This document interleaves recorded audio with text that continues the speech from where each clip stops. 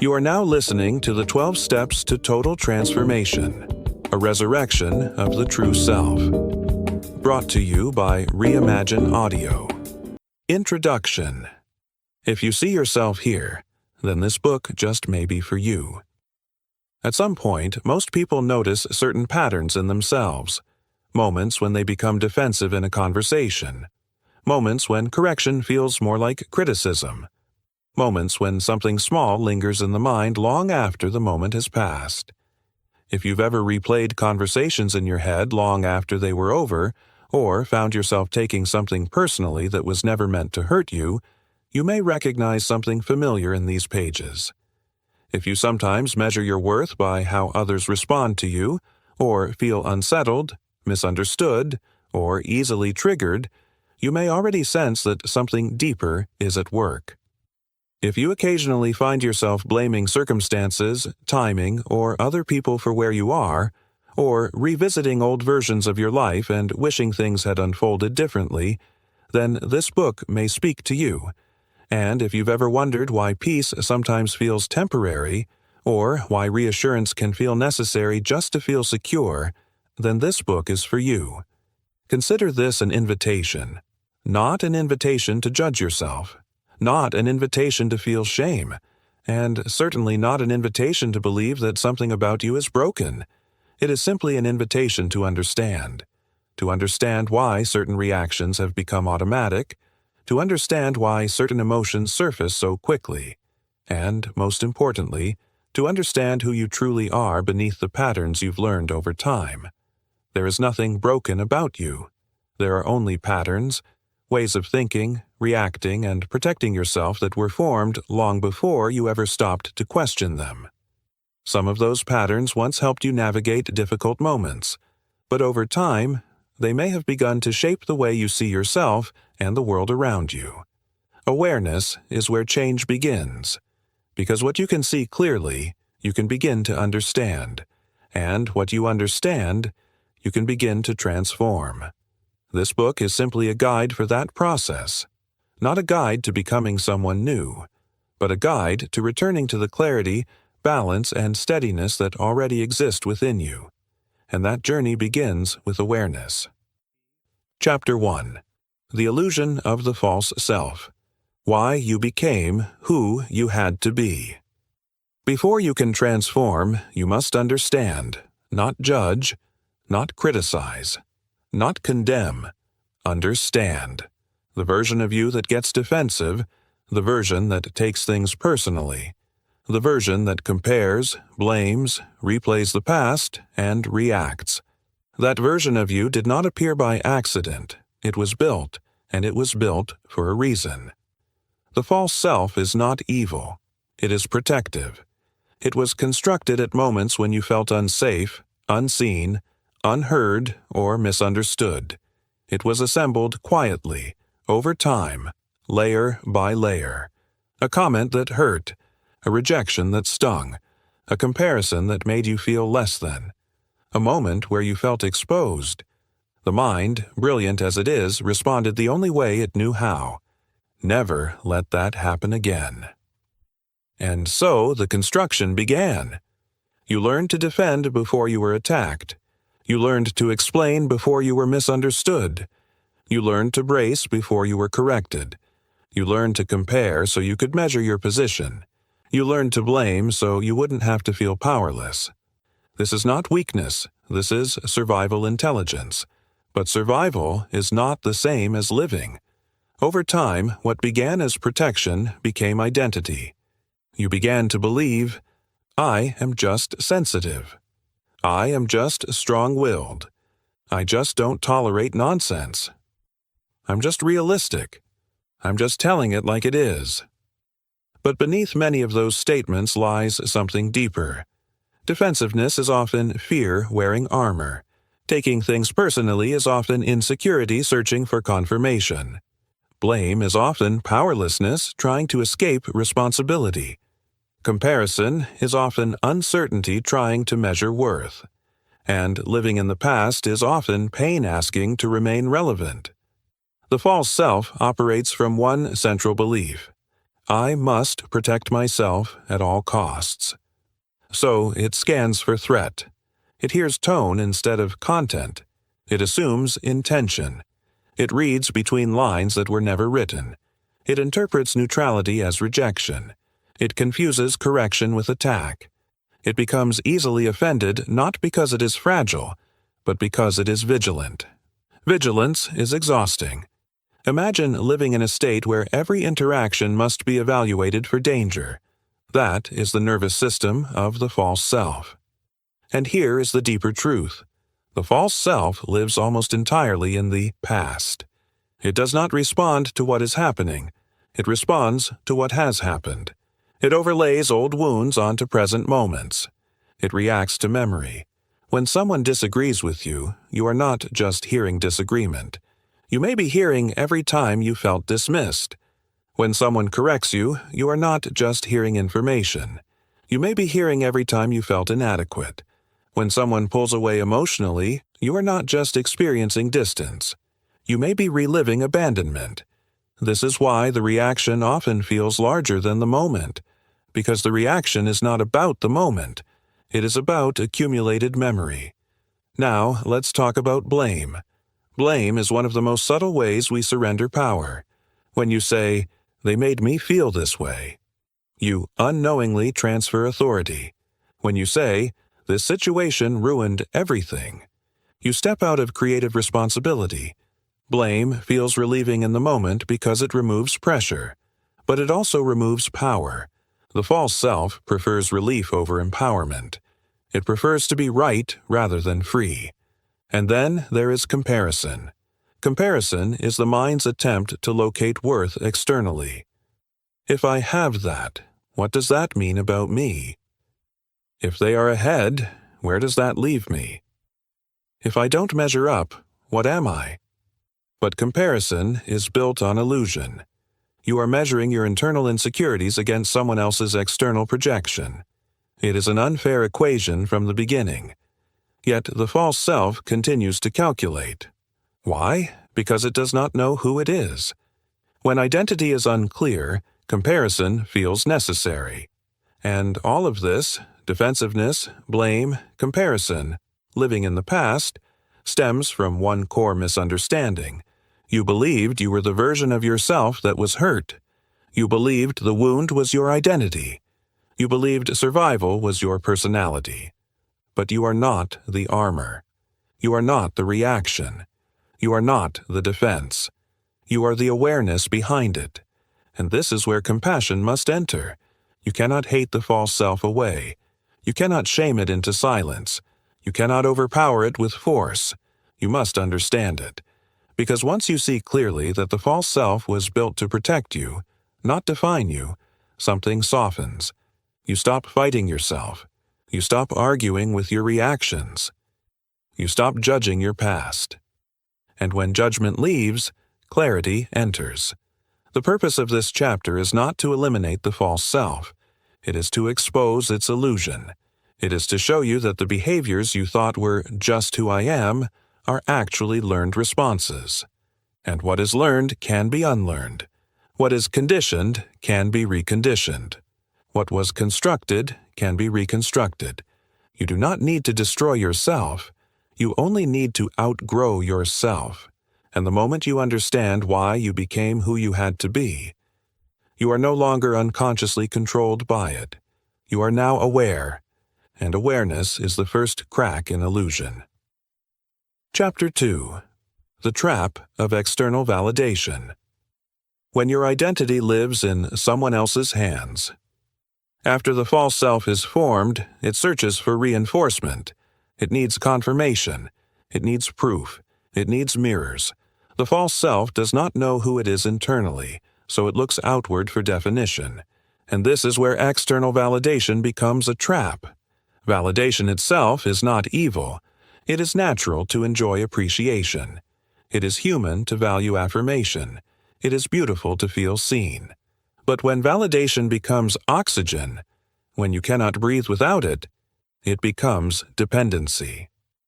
The false self asks silent questions all day long. Did they approve? Did they like what I said? Did I sound intelligent? Did they think I was wrong? Do they still respect me? Am I being chosen? Am I being valued? When identity is unstable, every interaction becomes a referendum on worth. A delayed text message feels like rejection. A short response feels like disapproval. Constructive feedback feels like character assassination. Silence feels like abandonment. And suddenly your emotional state is no longer self-governed. It is crowd-governed. The false self believes, if they validate me, I am secure. If they withdraw validation, I am diminished. This is not weakness, it is misplacement of authority. Authority was handed outward instead of inward. Now let's go deeper. Why does external validation feel so powerful? Because the false self was built from external moments. It was shaped by reactions, by praise, by criticism, by comparison, by approval, by disapproval. So naturally, it continues seeking from the same source that formed it. But here is the subtle poison. When your identity depends on how others respond to you, you must constantly manage perception. You begin performing. You soften yourself in certain rooms. You amplify yourself in others. You adjust tone, adjust posture, adjust opinions. Not consciously, but subtly. You begin living as a reflection rather than as an origin. And this creates exhaustion. Because performing is heavy. You have to remember who you were with each group. You have to maintain consistency in character presentation. You have to anticipate reactions. This is not living, this is maintenance. External validation creates emotional volatility. When praised, you rise. When criticized, you fall. When noticed, you glow. When overlooked, you shrink. Your peace becomes conditional. And here is the deeper issue. External validation keeps you emotionally attached to outcomes. You care excessively about how things are received. You care excessively about whether you are understood. You care excessively about whether you are agreed with. And that excessive care is rooted in insecurity. Now let's clarify something important. Wanting to be understood is human. Needing to be understood in order to feel stable is bondage. There is a profound difference. The false self seeks agreement to confirm safety, but your true self does not require consensus to remain grounded. The more validation you require, the more power you surrender, because whoever controls your sense of worth controls your emotional state. And when you live this way, you become highly reactive. You interpret. You assume. You overanalyze tone. You scan for shifts.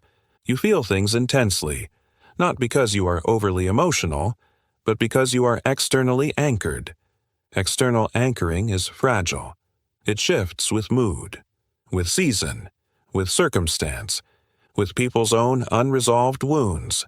So your stability becomes unpredictable. This is the trap, and most people never realize they are in it. They think, I just care. I just love deeply. I just value connection. But beneath that often lies this. I do not yet fully validate myself. And until you validate yourself, you will unconsciously chase it elsewhere. This chapter is not about becoming cold. It is not about becoming detached in an unhealthy way. It is about reclaiming authorship. It is about moving from, what do they think of me? To, what do I know about me? Because once you begin operating from inner certainty, praise becomes pleasant, not necessary. Criticism becomes information, not identity. Silence becomes neutral, not threatening. And here is the shift that begins. Transformation.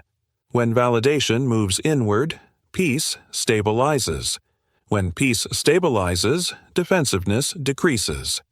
When defensiveness decreases, comparison weakens. When comparison weakens, confidence emerges. External validation is not eliminated. It is simply dethroned. It is no longer king, you are. Chapter 3. When logic becomes a cage.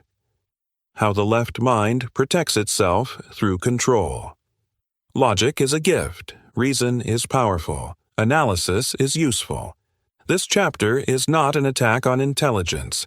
It is an examination of imbalance, because when logic becomes dominant, when it becomes the only lens through which you interpret reality, it slowly transforms from tool to cage. The left mind, the analytical mind, is designed to categorize, compare, measure, calculate, predict, and protect. It thrives on certainty. It feels safe when things make sense. It relaxes when outcomes can be forecasted. It trusts what can be proven, and when used properly, it serves beautifully. But when the false self is in control, logic becomes something else. It becomes armor. It becomes justification. It becomes defense disguised as reason. Have you ever noticed how quickly the mind explains itself? I reacted that way because they were wrong. I'm not defensive. I just don't tolerate disrespect. I'm not controlling. I just think ahead. I'm not insecure. I just see things clearly. The left mind is brilliant at constructing arguments that protect identity. It will gather evidence, it will build a case, it will present exhibits, and it will convince you that fear is wisdom. This is where most people get stuck, because fear, when spoken calmly and confidently, sounds like intelligence. But fear is concerned with protection. Wisdom is concerned with alignment. The left mind wants guarantees. The awakened mind trusts unfolding. The left mind wants control. The awakened mind understands participation. The left mind asks, "What if this goes wrong?" The awakened mind asks, "What if this is unfolding perfectly?" When logic dominates, you begin overanalyzing everything. You dissect conversations. You evaluate tone. You replay interactions. You attempt to calculate future outcomes based on past experiences. You build defensive strategies in advance. You rehearse responses before anyone has spoken. You assume worst-case scenarios in order to feel prepared. But here is the deeper truth. Overanalysis is often anxiety seeking certainty. Control is often fear seeking stability.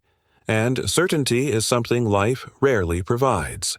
So the logical mind becomes restless. It keeps searching for answers that do not exist yet. It tries to solve problems that have not occurred. It tries to prevent pain that may never come. And in doing so, it creates tension. Now let's connect this to your transformation. When you live primarily from the left mind, you live in resistance. You resist uncertainty. You resist unpredictability. You resist vulnerability. You resist surrender. And resistance creates contraction. Contraction tightens the body. It tightens the voice. It tightens the posture. It tightens the heart.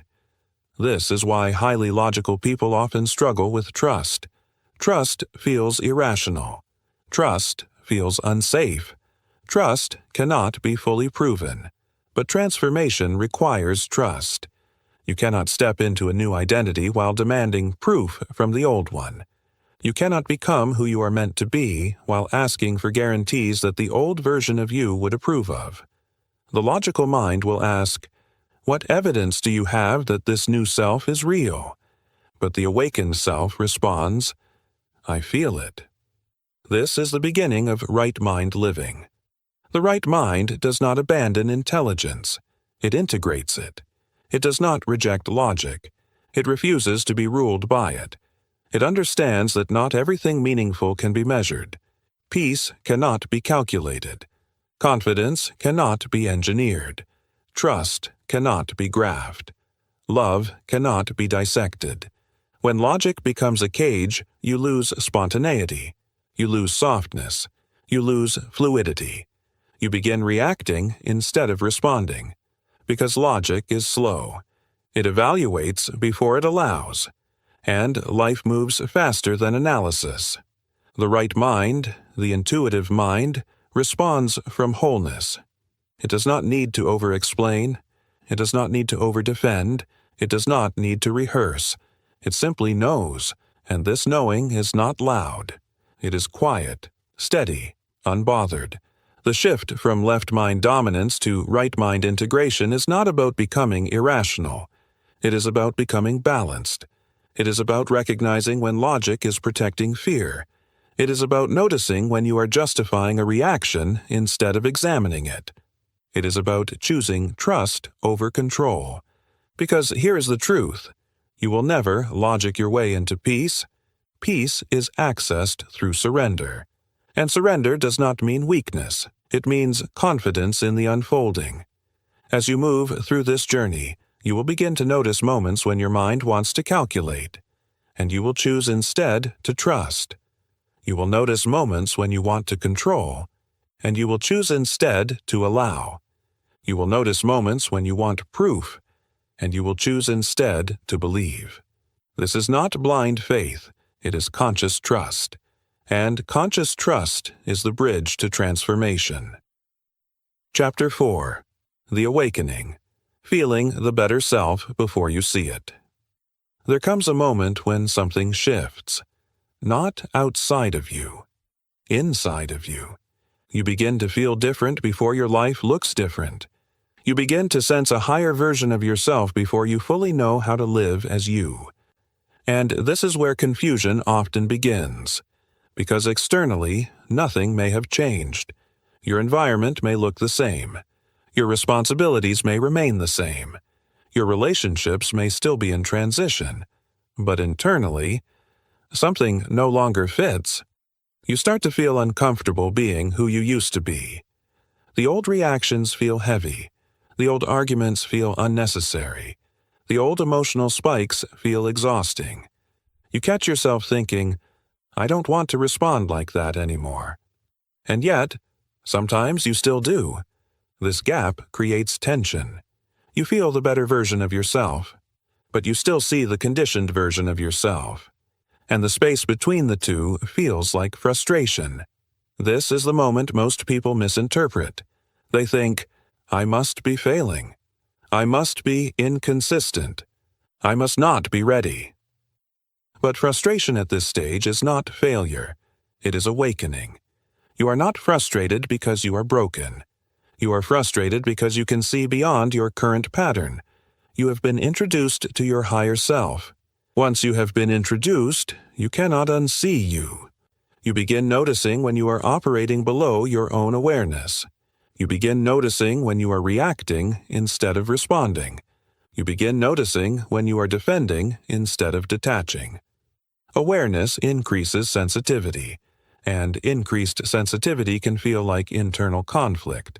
But this is sacred tension, because awakening is rarely calm at first. It disrupts, it exposes, it illuminates. You begin questioning things you once accepted. You begin feeling out of place in conversations you once thrived in. You begin outgrowing emotional reactions that once defined you. And here is the critical understanding. When you feel like you no longer fit your old self, you are not lost.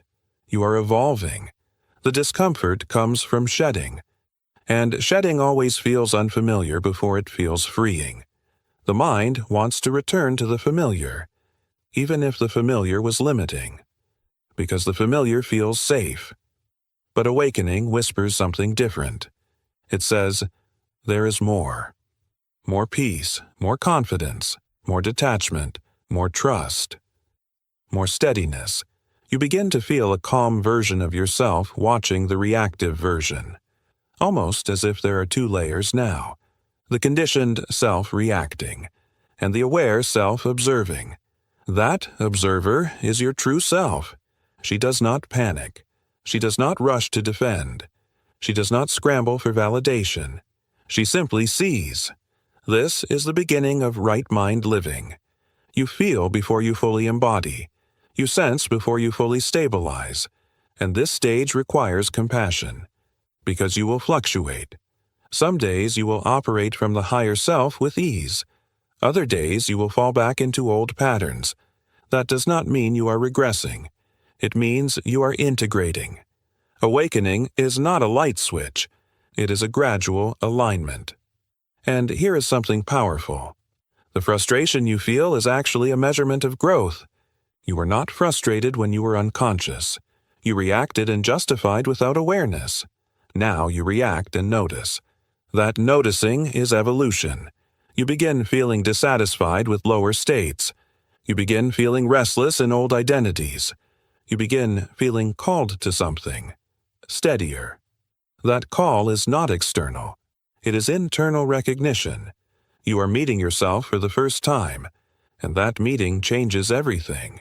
Because once you know who you can be, you cannot comfortably remain who you were.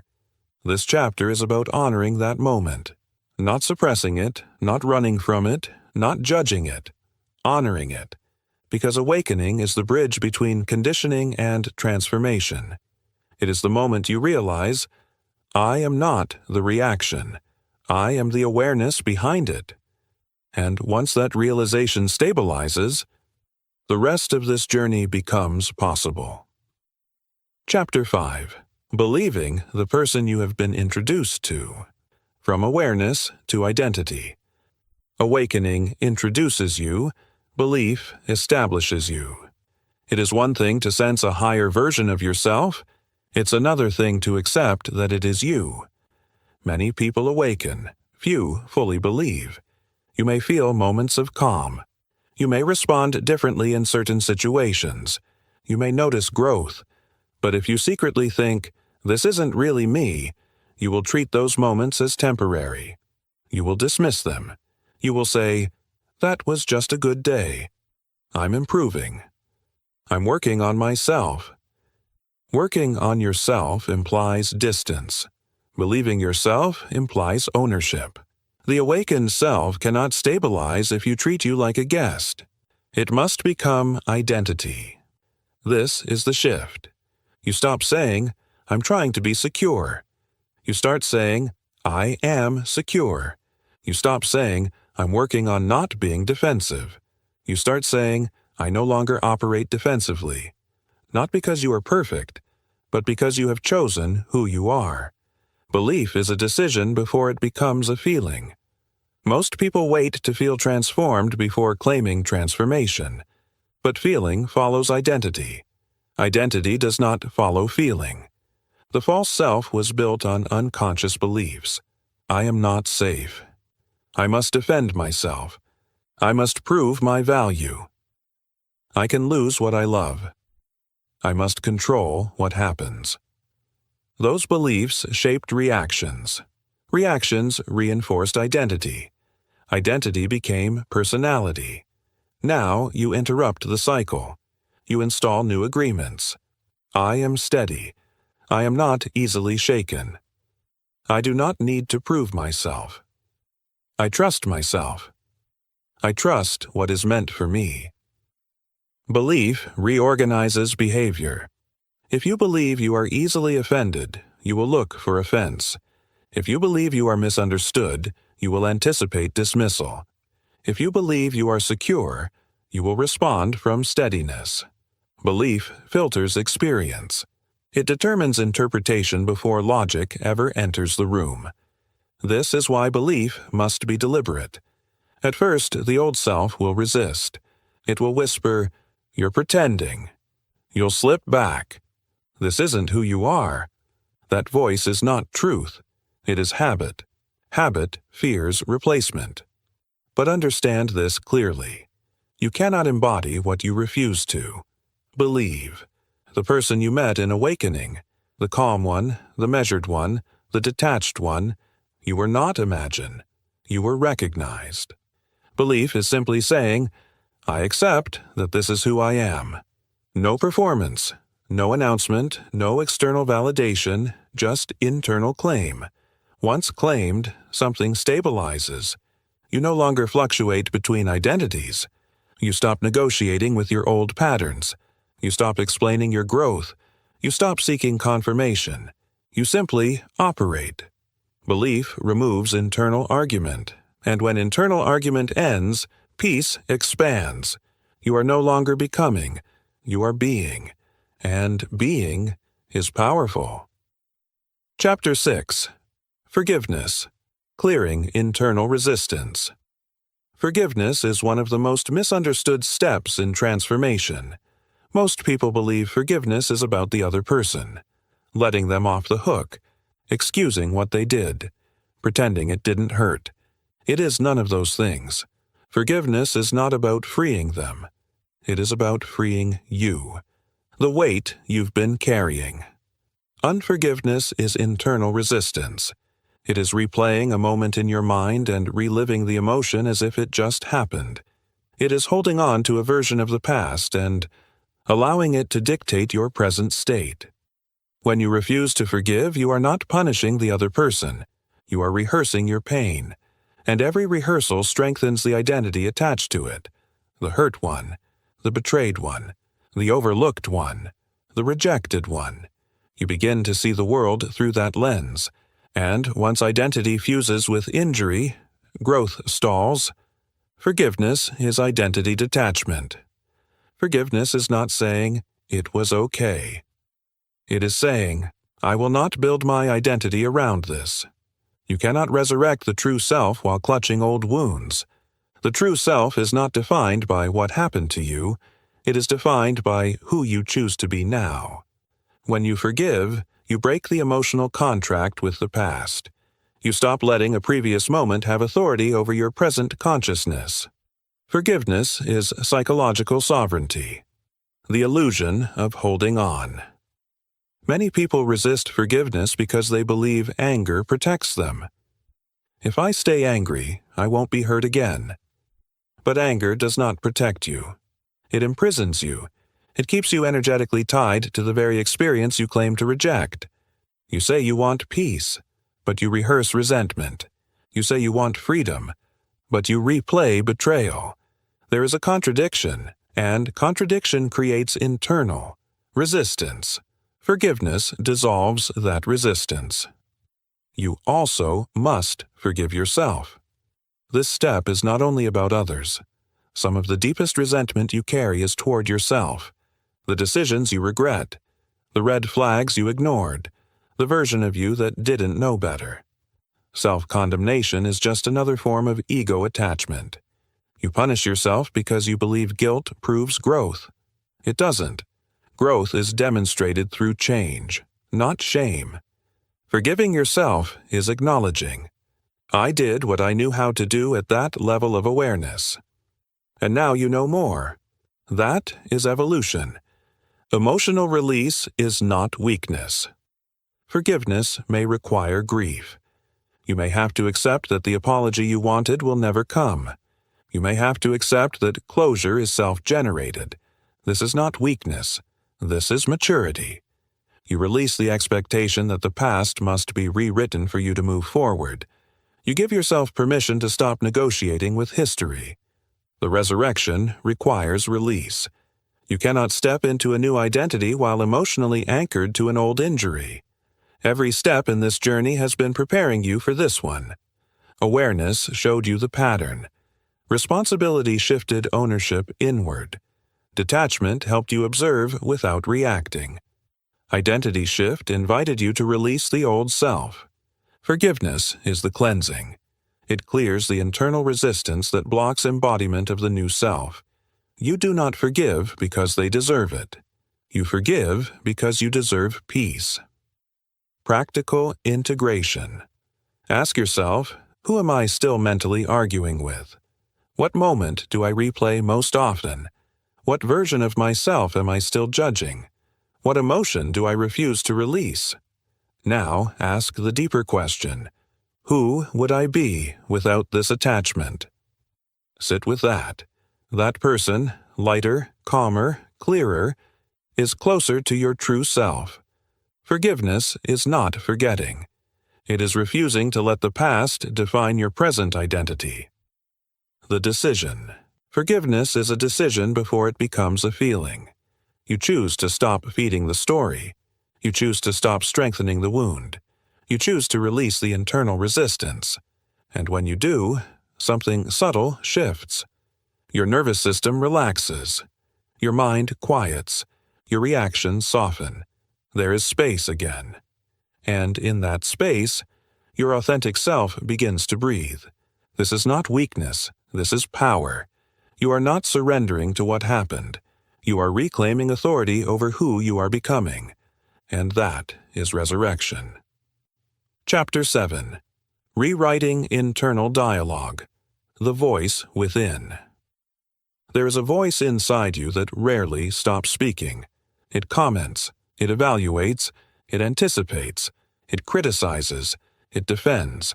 Most people believe this voice is simply who they are. It isn't. It is conditioning speaking through memory. And until you become conscious of it, it runs your life. The conversation no one hears. Your life does not respond primarily to what you say out loud. It responds to what you say within. Before you speak to another person, you have already spoken internally. Before you react, you have already narrated the moment. Before you feel offended, you have already interpreted. Internal dialogue creates emotional climate. Emotional climate creates behavior. Behavior creates consequences. And consequences reinforce identity. That entire cycle begins with a sentence you whispered to yourself. The hidden scripts. Pay attention to your thoughts when someone disagrees with you. Someone doesn't respond fast enough. You make a mistake. You compare yourself to someone else. The script reveals itself. I'm not respected. I always mess things up. They don't value me. I have to defend myself. These are not observations. They are rehearsed beliefs, and repetition makes them feel true. Words form identity. Every time you internally label yourself, you reinforce an identity. I'm bad at this. I'm always overlooked. I'm too emotional. I'm not disciplined. The mind does not treat repeated thoughts as suggestions. It treats them as instructions. Over time, your internal dialogue becomes your self-concept, and your self-concept dictates your ceiling. If you want total transformation, you must confront the narrator. Awareness before alteration. You cannot rewrite what you refuse to notice. Step 1 is listening without judgment. For a day, observe your inner speech. Do not try to change it yet. Just notice tone, repetition, emotional charge, predictive patterns. You will begin to see how often your mind defaults to limitation, defense, or self-criticism. This is not cause for shame. It is cause for clarity. Clarity precedes transformation. Interrupting the old voice. Once you hear it, you must challenge it, not aggressively, not angrily, deliberately. When the voice says, "I always ruin things," you respond internally. That is an old pattern speaking, not my identity. When it says, "They're going to reject me," you respond, that is fear, predicting, not reality unfolding. You are not fighting your mind. You are retraining it. Constructive inner speech. Rewriting internal dialogue does not mean lying to yourself. It means choosing interpretations that align with growth. Instead of, "I failed," you say, "I am learning." Instead of, "They don't respect me," you say, "I choose to carry myself with respect." Instead of, "I can't handle this," you say, "I am capable of navigating this." Subtle shift. Massive impact. Internal language changes emotional response. Emotional response changes behavior. Behavior changes outcomes. The discipline of alignment. Here is the truth most people avoid. You speak negatively to yourself far more than anyone else does, and you accept it. You would never allow another person to speak to you the way your inner voice sometimes does. Transformation requires discipline. You must guard your inner speech. If the sentence weakens you, rewrite it. If it shrinks you, challenge it. If it anchors you to the past, release it. Your mind is fertile soil. Do not plant weeds. Living from the new identity. Earlier, you released old identity patterns. You practiced detachment. You practiced forgiveness. Now you install the new self through language. Speak from the version of you that is emerging. How does that version interpret situations? How does that version respond to pressure? How does that version speak internally? You do not become the new self by waiting for feelings to change. You become it by aligning internal speech first. Feeling follows alignment. The silent architect. Your internal dialogue is the silent architect of your life. No one hears it. No one critiques it. No one edits it but you. If you do not consciously design it, it will default to memory, and memory always speaks from the past. Transformation requires present tense thinking. You must speak to yourself as the person you are becoming, not the person you were. The decision. You cannot control every external voice, but you can control the one within. And when that voice shifts from critic to creator, from victim to authority, from fear to clarity, everything changes. You are not your thoughts. You are the one choosing them. And once you understand that, you reclaim authorship.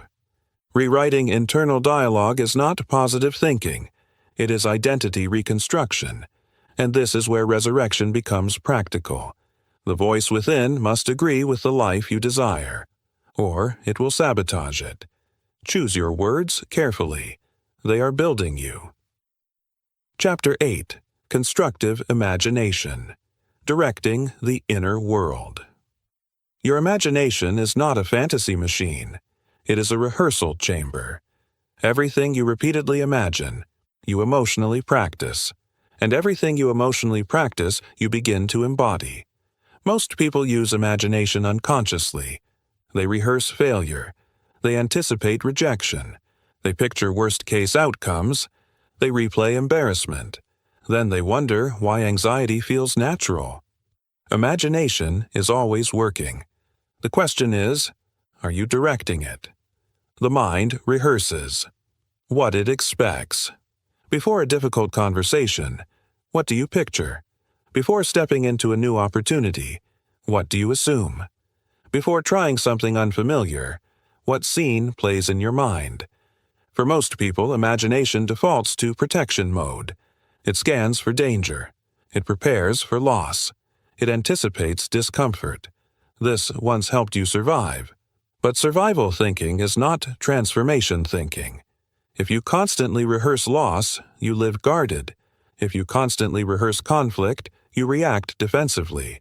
If you constantly rehearse inadequacy, you hesitate.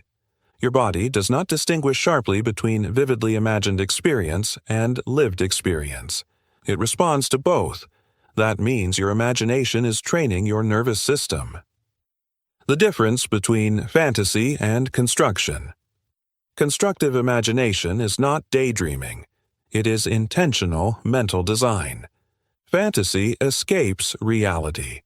Constructive imagination reshapes it. Fantasy avoids responsibility.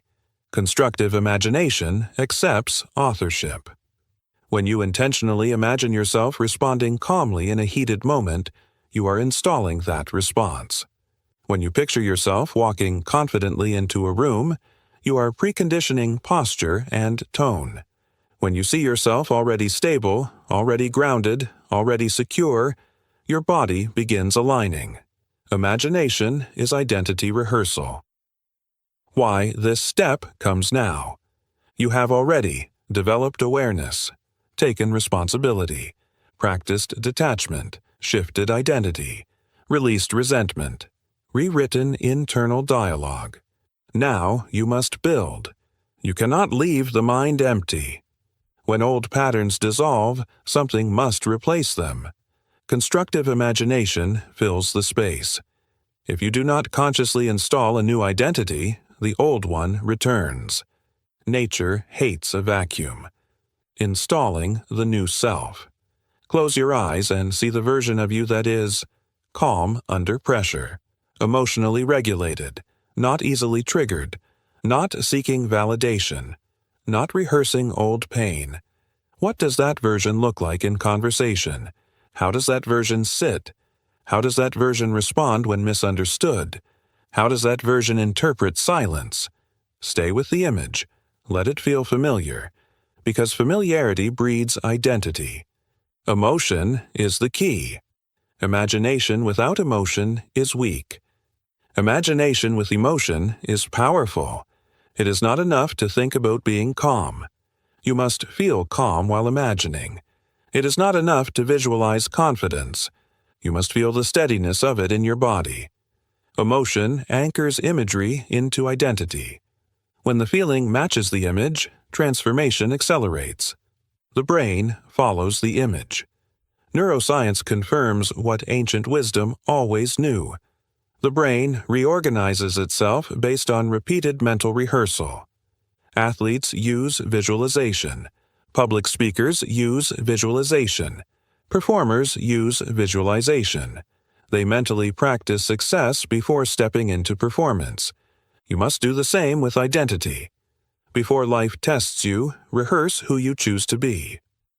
Replacing reactive imagination. When someone delays responding to your message, what do you imagine? When someone corrects you, what scene unfolds internally? When something doesn't go as planned, what narrative forms? If you imagine rejection, your body tenses. If you imagine attack, you defend. If you imagine failure, you withdraw.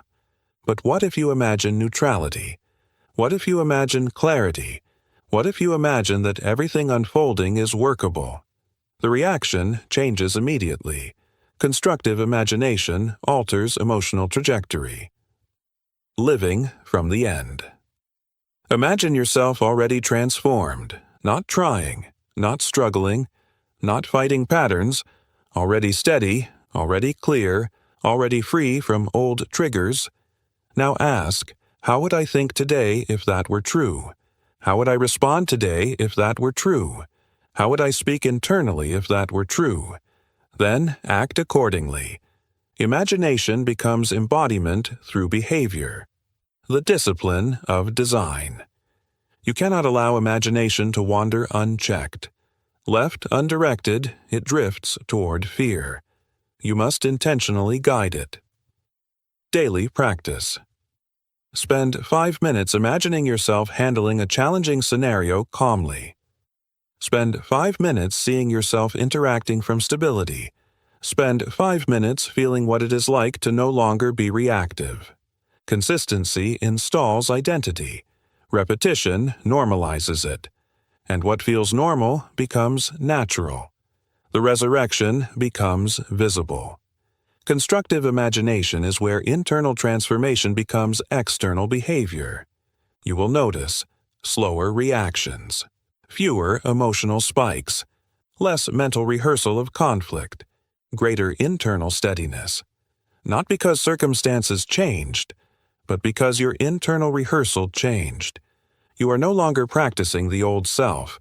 You are installing the new one, the decision. You are always imagining something. Choose wisely. You can rehearse insecurity, or you can rehearse sovereignty.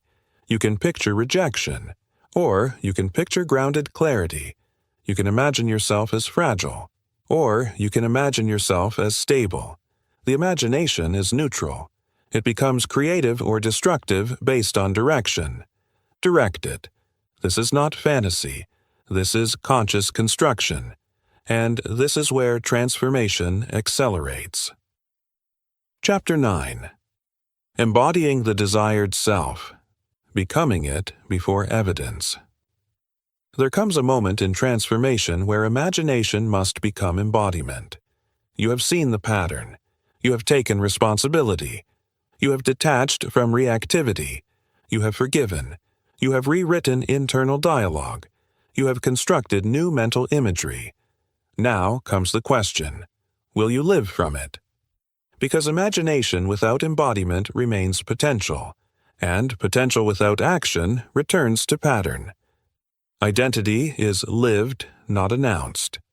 Many people say they want change. Few are willing to act as if it has already begun. Embodying the desired self means you move as the version of you that is emerging, even when old habits whisper. You do not wait to feel different. You decide to be different. There is a difference. Waiting keeps you in reaction. Decision initiates transformation. The gap between knowing and being. You may understand everything intellectually. You may agree with every principle. But knowledge does not equal embodiment. Embodiment is visible in tone, posture, reaction speed, word choice, emotional steadiness. The desired self is not theoretical, it is behavioral. You do not become calm by studying calmness. You become calm by choosing calm responses repeatedly. Acting from the new identity. Ask yourself, if I were already stable, how would I respond right now? If I were already secure, what would I say? If I were already emotionally regulated, what would I not react to? Then act accordingly, even if it feels unfamiliar, especially if it feels unfamiliar. Unfamiliar does not mean inauthentic. It means new. Discomfort is the bridge. When you first embody the desired self, it may feel unnatural. You may feel like you are pretending. That is simply the old identity resisting displacement. Every identity defends its territory. The reactive self will attempt to reclaim dominance. It will whisper, "This isn't you. You're forcing it. This won't last." But transformation always feels unstable before it stabilizes. Stay steady. The discomfort is temporary. The identity is permanent. Consistency creates reality. One calm response does not change identity. Repeated calm responses do. One restrained reaction does not shift character. Repeated restraint does. Identity forms through repetition. If you consistently act from the new self, eventually the old self feels foreign. And that is the turning point. Behavior reinforces belief. Earlier, you changed thoughts. Now behavior must align, because behavior feeds belief. When you act with composure, your mind begins to believe you are composed. When you act with clarity, your nervous system begins to trust your stability. When you choose not to engage in old patterns, your identity recalibrates. Embodiment accelerates belief. Belief stabilizes embodiment. They work together. No more waiting for validation. The desired self does not wait for external confirmation. It does not require applause. It does not require agreement. It does not collapse when misunderstood. Embodying the new identity means you anchor internally. You are no longer shaped by reaction. You are shaping your reaction. That is authority. The quiet shift. You will notice something subtle. Moments that once triggered you will feel less intense. Conversations that once escalated will feel manageable. Silence that once felt threatening will feel neutral. Not because the world changed, because you did. This is embodiment, transformation made visible, the resurrection in motion. Resurrection is not dramatic. It is gradual. It is not loud. It is disciplined. It is not about proving anything to anyone. It is about living consistently from the self you chose to become. Every time you respond from the new identity, you reinforce resurrection. Every time you resist the old pattern, you strengthen alignment. This is where theory becomes life. The decision. You cannot control every circumstance, but you can control who you are within it. Embody the desired self before evidence appears. Act steady before life confirms steadiness. Respond wisely before others validate wisdom. Be it. Do not wait to feel it, because feeling follows embodiment, and embodiment creates transformation. This is not pretending. This is installing. You are not acting. You are being, and once being stabilizes, there is no returning to the old self. That is resurrection in motion. Chapter 10. Living from the end. Thinking from the finished state. There is a difference between hoping for change and living as if change has already occurred. Most people think toward transformation. few think from transformation. That difference determines everything. Living from the end means you no longer orient your mind around what is missing. You orient it around what is complete. The psychology of lack. When you think towards something, your mind stays anchored in absence. I'm trying to be calmer. I'm working on being less reactive.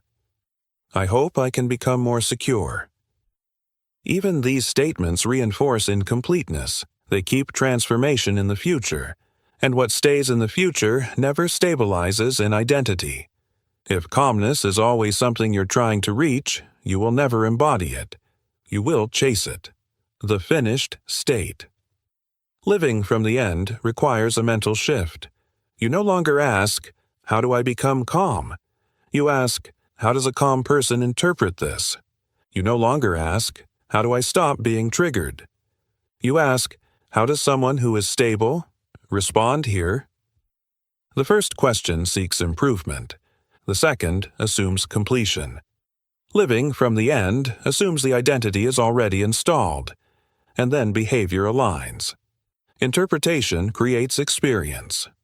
Two people can face the same situation. One reacts, one remains steady. The difference is not the circumstance. It is the internal state from which they are thinking. If you think from insecurity, you interpret neutrality as rejection. If you think from stability, you interpret neutrality as neutral. Living from the end changes interpretation before it changes environment. And interpretation dictates emotional reaction. The discipline of assumption. To live from the end, you must assume the transformation is real before evidence appears. You assume you are already emotionally mature. You assume you are already grounded. You assume you are already secure. Then you test that assumption through behavior. You respond as if it were true. At first, it feels intentional. Then, it becomes natural. Assumption becomes identity through repetition. No more negotiating with the past. When you live from the end, you stop revisiting old versions of yourself for permission. You do not say, "But this is how I used to react." You say, "That is not who I am now." You do not consult the old self for guidance. You operate from the finished state. And every time you do, you strengthen it. The past loses influence when it is no longer referenced. The nervous system follows belief. Your body responds to what your mind assumes. If you assume danger, your body prepares for defense. If you assume calm authority, your body regulates accordingly. Living from the end is not delusion. It is neurological training. Your brain reorganizes around repeated assumptions. Your nervous system calibrates to your dominant identity. If you consistently think from steadiness, steadiness becomes baseline. Thinking from completion. Completion does not mean perfection. It means identity settled. You are no longer experimenting. You are no longer hoping. You are no longer analyzing every reaction. You move from clarity. You respond from stability. You think from wholeness. Even when challenges arise, you do not interpret them as proof of failure. You interpret them as opportunities to reinforce who you already are. Evidence comes after alignment. Most people demand evidence before belief. Transformation demands belief before evidence. If you wait to feel different before living differently, you remain where you are. But if you live differently before feeling differently, the feeling follows. Emotion follows behavior. Behavior follows assumption. Assumption follows decision. You must decide the end first. The subtle power shift. When you live from the end, you stop scanning for validation. You stop anticipating conflict. You stop rehearsing insecurity. You assume clarity. You assume strength.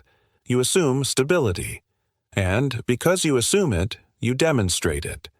Life begins reflecting what you consistently embody, not what you occasionally wish for. The resurrection solidifies. Resurrection is not emotional excitement. It is settled identity. It is quiet authority. It is no longer fighting to change. It is living as changed. Living from the end is the stabilizing force of transformation. It keeps you from slipping back into reaction. It reminds you that you are not trying to become someone new. You already chose who that is. Now you live from it. The decision. Stop thinking from lack. Stop narrating incompleteness. Stop framing transformation as distant. Assume the identity now. Interpret from it. Respond from it. Think from it. Live from it. And watch how quickly your reality reorganizes around your internal state. This is not pretending. This is alignment. And alignment produces evidence. You are not chasing transformation anymore. You are thinking from it. That is living from the end. Chapter 11. Stability in the new identity.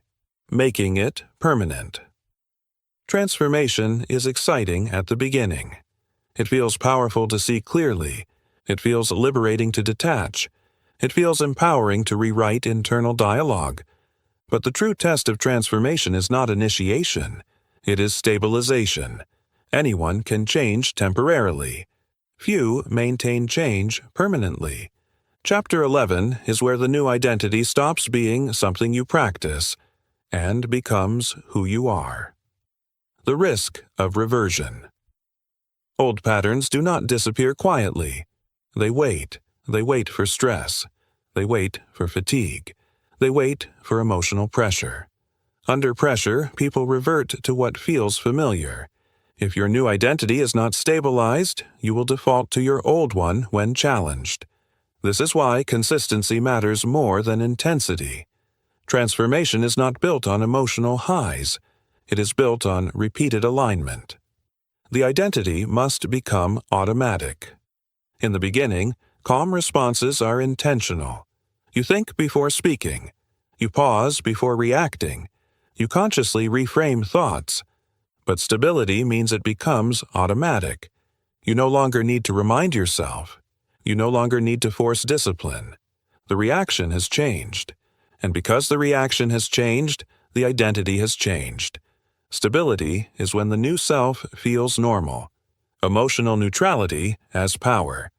You will notice something subtle. You are not as easily pulled into emotional extremes. Praise does not inflate you. Criticism does not destabilize you. Silence does not intimidate you. Conflict does not define you. This is emotional neutrality, not numbness, not indifference. Steadiness.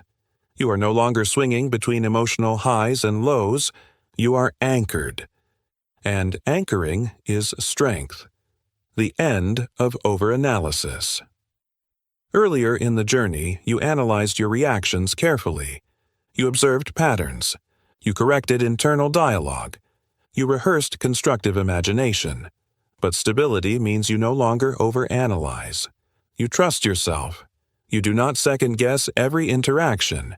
You do not replay conversations obsessively. You do not look for hidden meaning in neutral moments. Your mind becomes quiet. And quiet is powerful.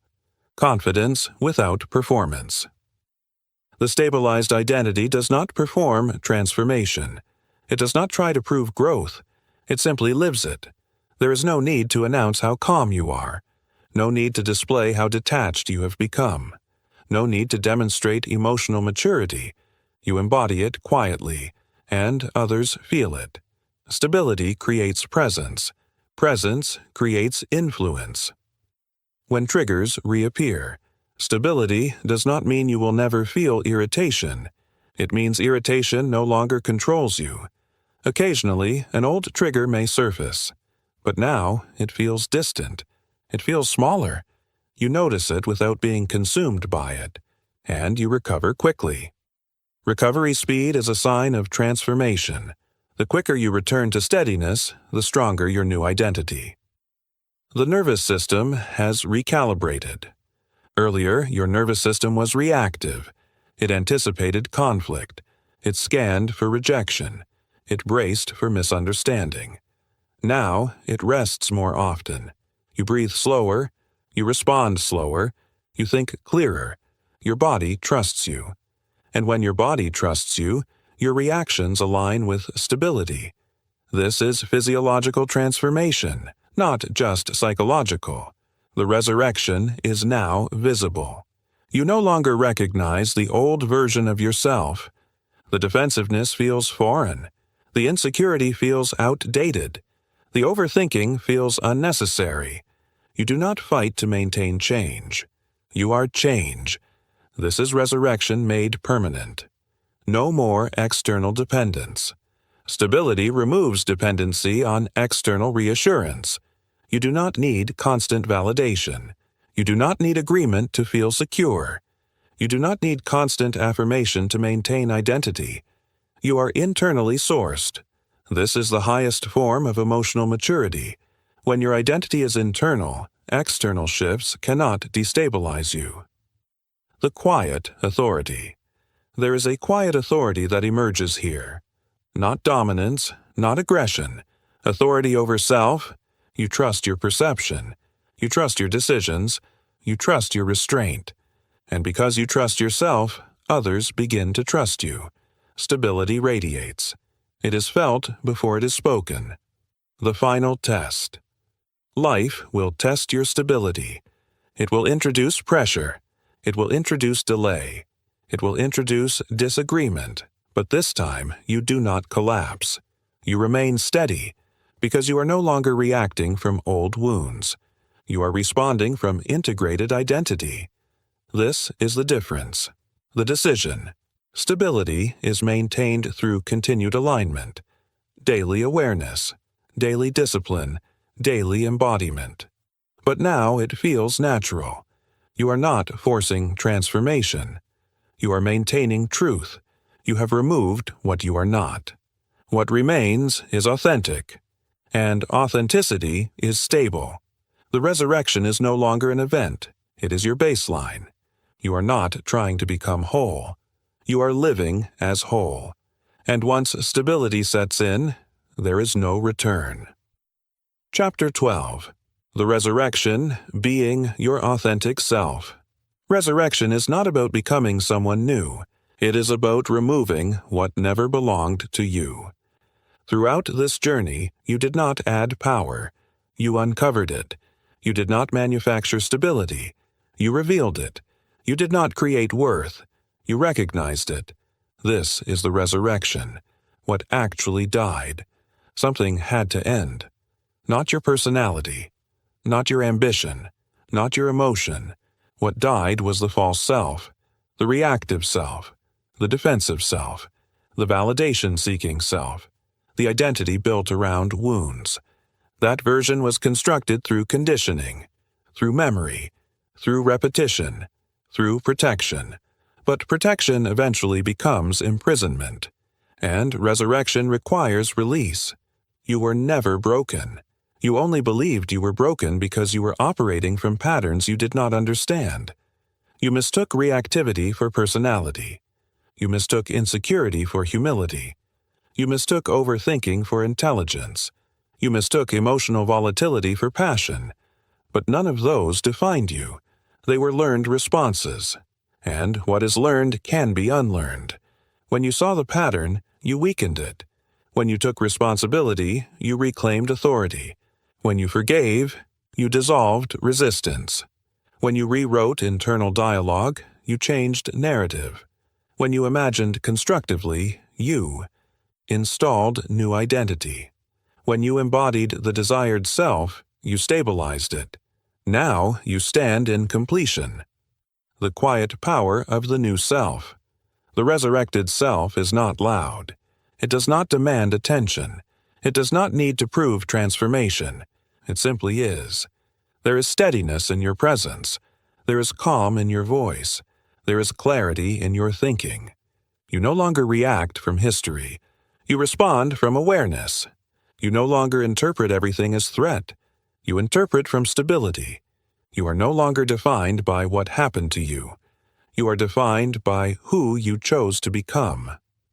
Freedom from emotional dependence. Resurrection frees you from emotional dependence. You do not collapse when misunderstood. You do not inflate when praised. You do not shrink when challenged. Your identity is not fragile. It is anchored.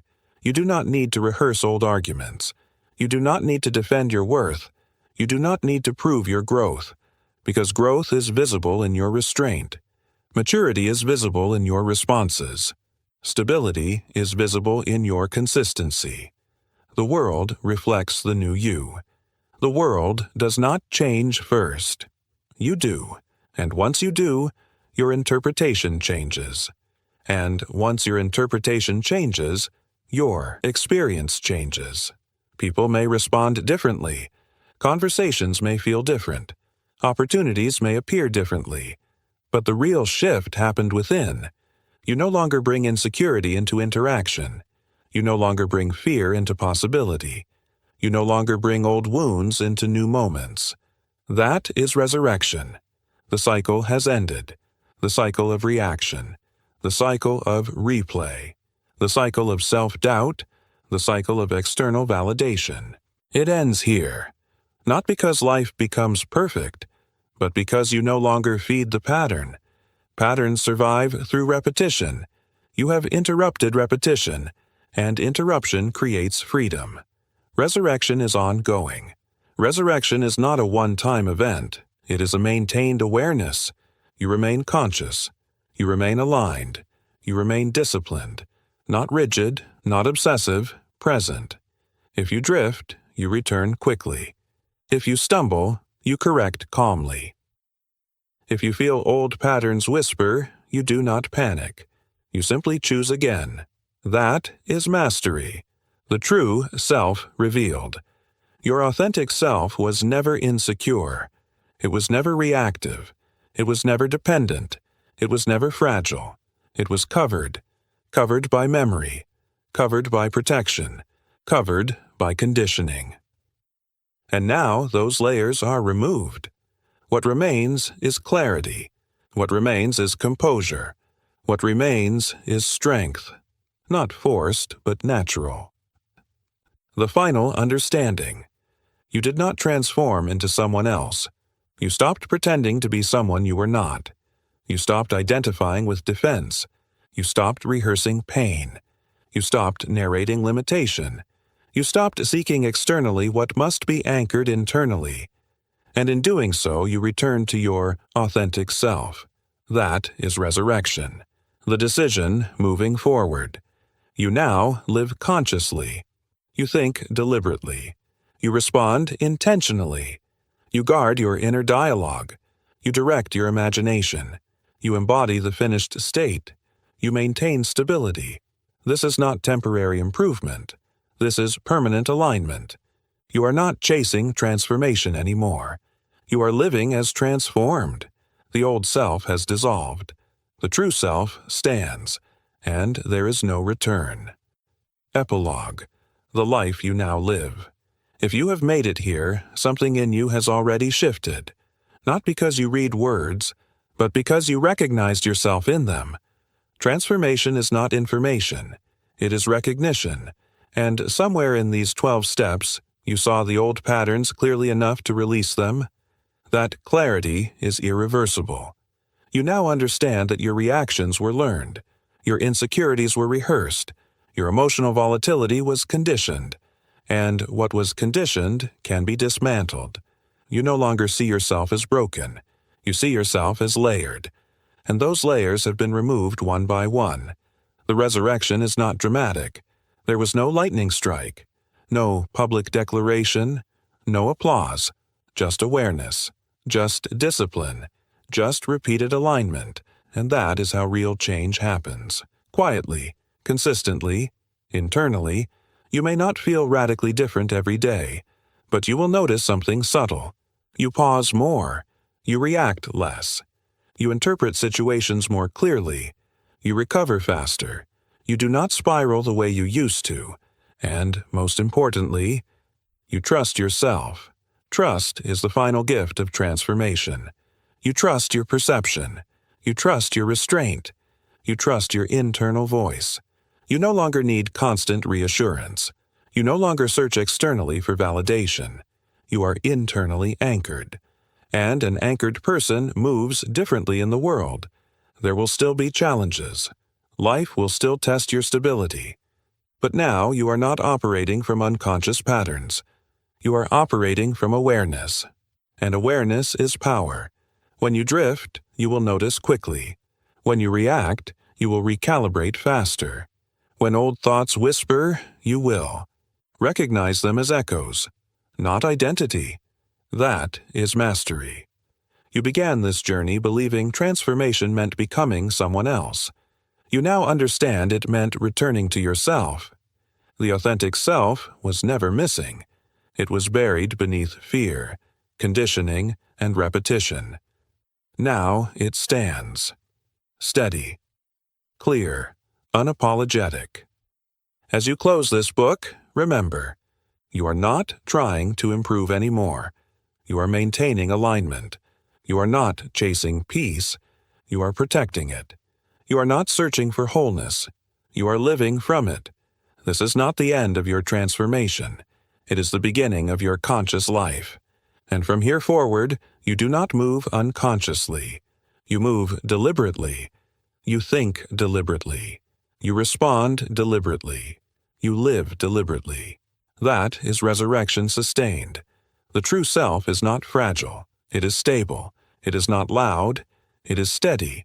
It is not reactive. It is aware. And now, so are you. The 12 Steps to Total Transformation has now come to a conclusion. Thank you for listening. Please like and share.